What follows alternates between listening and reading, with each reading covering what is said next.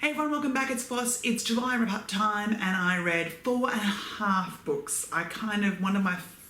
The fifth book is, I have to move it into August because I didn't finish it in time. It's pretty good for me because I'm not a fast reader. I wish I was. I'm so jealous of people who like tear through books.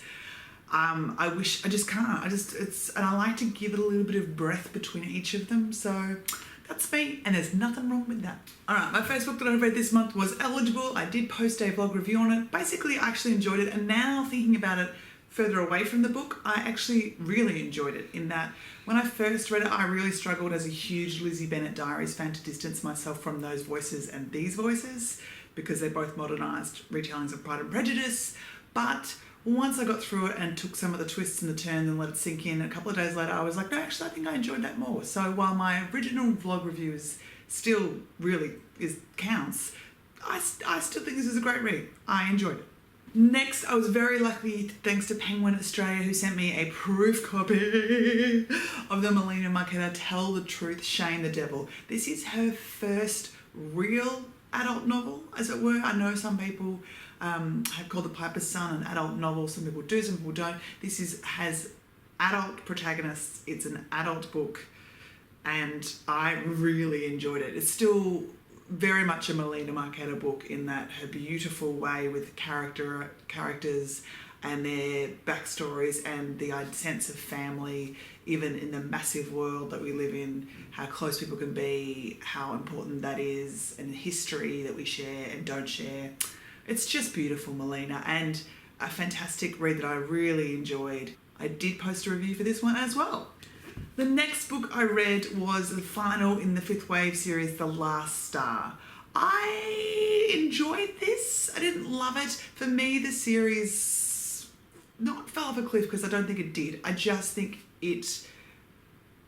I don't even know. I just think it became something else that I wasn't expecting when I finished the first book. This is probably my second of the series. If I was to rank the 3 books in the series, I would say The Fifth Wave, Book 1, Book 3, The Last Star is my second favourite, and Book 3, The Infinite Sea.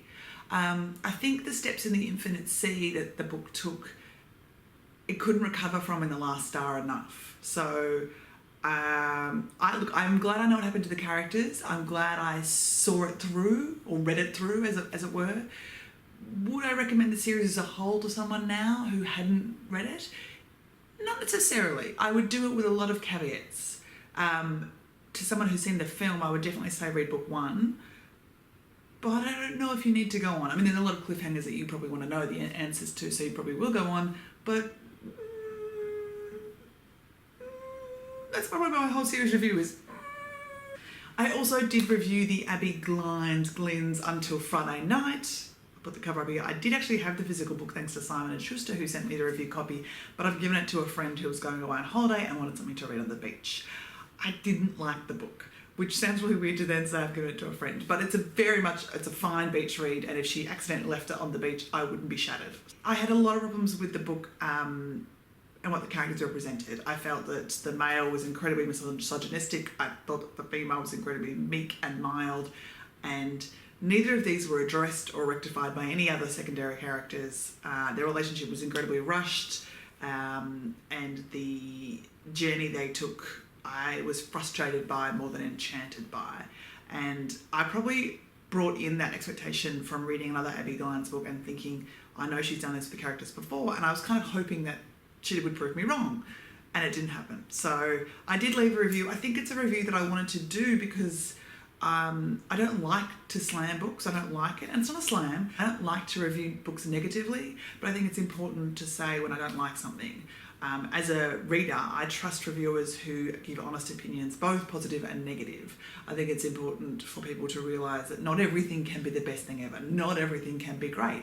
And that my best thing ever isn't your best thing ever, and vice versa. So we're all different colours in the pencil case, everyone. That's okay. The final book, which is also an August TBR book, is Gemini, or Gemini as I keep calling it. But Gemini. This is a proof copy. Now, for those of you who follow me on Twitter, and you can, I'm Floss Oz, I'll leave links to my Twitter below.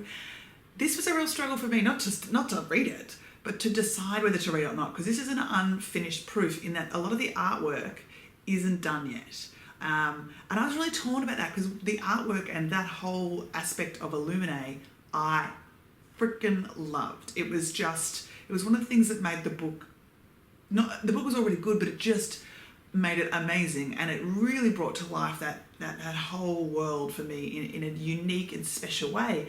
And so I kind of was like, do I want to wait and just read it as it's meant to be done, as a finished product? And so I asked a few people, and a lot of people felt the same way, in that a lot of people were like, no, wait for the final finish, da da da. And then a few other people were like, no, you have to read it, it still stands up. And it would be interesting now to compare if you read it without the artwork and then read it again with the artwork if you find the differences. So after much thought and deciding and gnashing of teeth, I'm reading it. I'm about 200 pages in, and I gotta say already, I'm loving it. Do I wish the artwork was there? Yes, I do. Does it matter? No, it doesn't. And I think that's actually really a good point about this story, is that all that supplemental stuff that is provided throughout the series is fantastic and great and amazing, and oh my God, it makes this series just sublime. But the story works because the story works. And all that supplemental stuff, if it was for a bad story, it would have fallen over and the books wouldn't have been as celebrated as they are. So I think it's actually an interesting point that I'm taking away from it.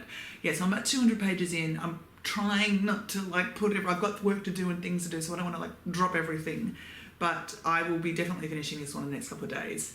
Amy and Jay, prepare for your Twitter feed to be just me yelling at you guys. It's going to happen. So that's my July TBR. It was my first real reading month of being back in the country, of kind of reading a free and unrestrained person.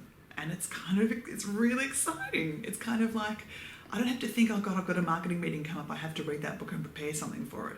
And that's how I was reading for the last 13 years of my life, in that I was, I have a book that I want to read, and then no, I've got a tour an author, so I must read their book before we go on tour, or do a publicity campaign. I need to know that book, so I move other books aside. So this idea of reading with freedom and joy, it's exciting. I love it. That was my July. What did you guys read in July? Did you read any of what I read? Did you read other books? Let me know in the comments below. I'd love to hear. Was there a standout July book for you that you were like, oh my God, this was the best thing I've ever read? Was there a disappointing book for you in July? A book that you were like, I wanted this to be better and it wasn't? Let me know. Thank you so much for following my channel. It's really appreciated. And I'll see you soon for my August TBR.